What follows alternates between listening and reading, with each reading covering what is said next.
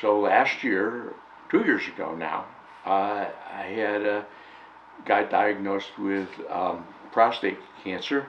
I got a call, and that's when my doctor told me I really had a bad case of it. Almost immediately, I realized I thought maybe I only got a couple months to live. Okay, fortunately, that's not true. And shortly after, I realized I had to do chemo. So I had that a year ago, last summer. And then once I started chemo, right before that, my doctor told me that I'd probably be fine and need chemo again in 2 to 10 years.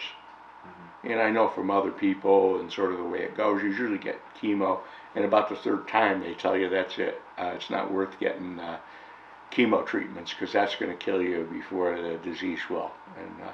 But I said, what would I want to do? What would I want to have? What would I want to have happen? And my plan would be to, when it gets nearer the end, to move to a place that supports aid and dying. My son lives in Brooklyn. My daughter lives in Philadelphia. The ideal place is New Jersey because I could go to, there's great hospitals in both New York and Philadelphia that I can get to easily from New Jersey to get the finest treatment if I need that. But then I could be in a state that supports aid and dying and near relatives. And that's one of the things you want to be, and your relatives want. They want you near them, and you want to be near them so it makes it easier for them to take care of you and make healthcare decisions. And then as soon as somebody gives me a diagnosis that you only have 6 months left, they get the prescription. People, they get the aid and dying prescription. A lot of them don't take it, but they say they get a lot of peace of mind knowing it's available.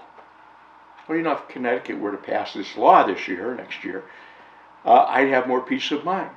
It's almost 30 years since it first came up in the legislature.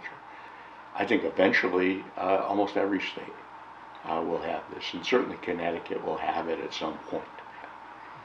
I look at the lady in Texas who's got to go out of state to get an abortion, and how open Connecticut is to that, and what a reverse this is. Just it's almost the opposite thing. People should have this as a right and a choice. That's my opinion.